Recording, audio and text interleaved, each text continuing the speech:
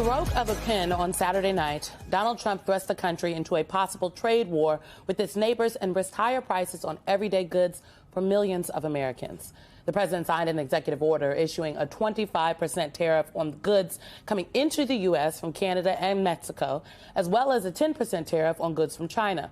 The move has forced leaders of America's closest allies to issue stark warnings of what's to come. Here's Canadian Prime Minister Justin Trudeau. Like the American tariffs, our response will also be far-reaching and include everyday items such as American beer, wine, and bourbon, fruits and fruit juices, including orange juice, along with vegetables, perfume, clothing, and shoes. It'll include major consumer products like household appliances, furniture, and sports equipment, and materials like lumber and plastics, along with much, much more. Mexico's President Claudia Sheinbaum promised her country would also retaliate with tariffs on American imports. She said tariffs wouldn't solve America's problems, but dialogue might. Joining us now is our colleague Chris Hayes, host of All In on MSNBC and the author of the new book, The Siren's Call: How Attention Became the World's Most Endangered Resource. Chris, welcome to the table this morning, man. It's great to be here. The Siren's Call is really about the ability to grab and hold attention. Well, guess what? I think Canada and Mexico is sort of grabbing attention right now. When you're looking at the response to these tariffs, these Trump tariffs, NBC News is reporting what actually could be impacted here, noting the sweeping tariff could make more expensive a host of items that the U.S. imports from its neighbors. Among the common Mexican imports that will now get pricier to bring into the country: fruits, vegetables, beer, liquor, and I emphasize the beer and liquor part for a certain part of our country, and electronics. And from Canada, potatoes, grains, lumber, and steel. Do you think at some point the Trump voters will connect the dot that these taxes are going to be paid by them, and this is not necessarily going to hurt the folks back in Canada and Mexico? That is the big question. I mean, one of the things that was so strange about the campaign, the strangest thing about the campaign, was that everyone agreed that the number one issue in America, the number one source of discontent, was inflation and higher prices. And one of the two major candidates, Donald Trump, was explicitly running on an agenda and campaign promise to raise prices. And this was clear as day. And for some reason, no one listened. Wall Street, up until yesterday, was saying that the tariffs aren't going to happen.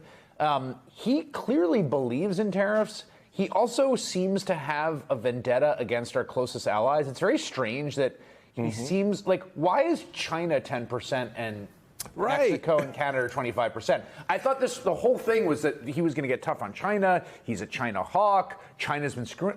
Why is China 10%?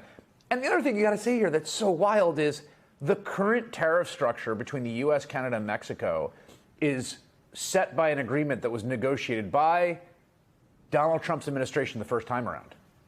It's the agreement that they made. Except that you know that this isn't really about trade, right? This is about him trying to villainize some of our greatest trade partners and allies, and especially, I think, in the case of Mexico, to sort of reframe this as a question that's really about immigration and fentanyl when it has nothing to do with that. Let me read you the statement from Claudia Sheinbaum. She writes, "We categorically reject the White House's slander of the government of Mexico, alleging alliances with criminal organizations, as well as any intention to interfere in our territory. If the United States wants to combat the criminal groups that traffic drugs and generate violence, we must work together in a comprehensive manner, but always under the principles of shared responsibility, mutual trust, collaboration, and above all, respect for sovereignty, which is non-negotiable. Coordination, yes. Subordination, no. But he only speaks the language of power. So actually coming together and having that type of relationship would seem impossible for him."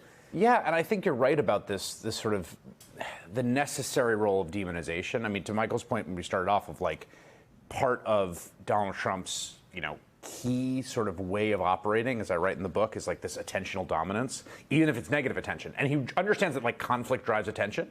So he's picking fights because that is what drives attention. But the scarier thing here, and this is the thing that hasn't set in, it hasn't set in when you talk to Republicans, people on Wall Street, he has a pathological obsession with tariffs. Like, he genuinely, truly believes, like, yes, it's part stunt. Yes, it's part demonization. But also, you can't move him off this idea, this wrong-headed idea that tariffs are the solution to all of America's problems. You know, I just...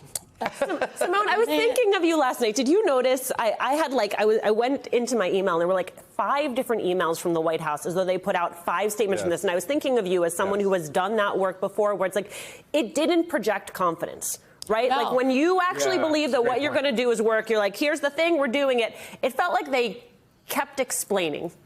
Yes, and I think the Wall Street, I mean, honestly, when the Wall Street Journal editorial board, which is the the editorial board, not the right wing, but still conservative, when they are smacking you down, I do think that there is this need to kind of flood the zone, if you will, with information that says, no, this is a good thing, this is a good thing. I think that those statements were a little bit more for the president and less for anyone else in Washington, D.C. or across the country.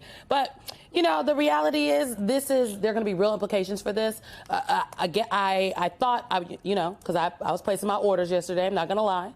And these tariffs, they will take effect on Tuesday. Anything shipped before Saturday will not be affected. But this is something that goes directly to kind of what people can feel and see. And Chris, I was thinking about your book in this, and you talk about how, you know, we've got sirens now all in our lives. Sirens are meant to compel. Anybody that knows sirens from the mythologies, if you will. But now we've got sirens all throughout our lives, going off in our bedrooms, on our TVs, everywhere.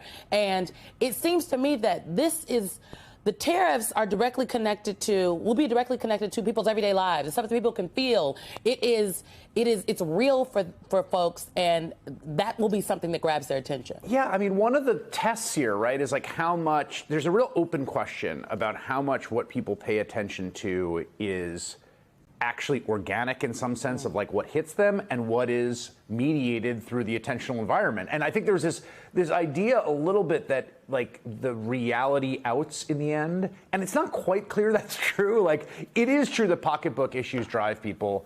I think people will start to see those prices, but there's also storytelling that has to go along with that. I mean, when we had the big supply chain crunches back in the early parts of the Biden administration, there was tons of storytelling about that wasn't just, oh, my lumber's more expensive, right? So part of the role here, I think, for the Democratic Party, for independent journalists, is to actually tell the story in an intentionally compelling way about what's going on, because their job is to sort of distract from that or to draw attention in the places they want to draw it, particularly Trump. But this question of like, will people start to see it and put that together is a little bit of an open question. I think they will, but I don't think it's guaranteed. Chris, what do you think the siren call is for Trump relative, because you touched on it, relative to these 3 players, Mexico, Canada, and China? My assessment is, yeah, he projects he hates China. You know, everything is, China bad. Yet they're not penalized here the way our allies are, our friends to the north and the south. Instead of, let's negotiate a border deal with Mexico and Canada if you're concerned about fentanyl and drugs coming. Oh, by the way, Donald Trump, the largest, purveyor of fentanyl coming into the country are United States citizens, right, not Mexicans. So just so you know. What do you think that siren call is for him relative to China? What is he hearing that actually weakens him when it comes to China? A lot of bloviating, not much agitation with respect to things like tariffs. So here is a consistent thing that he's done. I think he likes the attention that conflict draws. He likes conflict with allies as opposed to actual adversaries. He is routinely and consistently picking fights, tougher on, getting into conflicts with allies, and sort of, extremely generous to adversaries. I mean, look at the way he talks about Russia. Obviously, the fact that China's getting off relatively cost-free here compared to allies. But look at the way he talks about NATO, the way he talks about Canada, the way he talks about Mexico. Like, what it is for him is he likes the conflict, he likes to project strength, but he's sort of a coward fundamentally. And the stakes of actual conflict and fights with adversaries is much higher. And so this is a way of kind of a little bit of bullying and cake and eat it too, where he can like play tough against Justin Trudeau, which is a very different thing than playing tough against Xi. And I just know it's what he did with it's what he does with Gavin Newsom or any Democrat he says he doesn't like. Yeah. He's all talk and then he gets on the tarmac like, hey, how you doing? Yeah. It's great. Good to see you. And he says it like that. Hey, how you doing?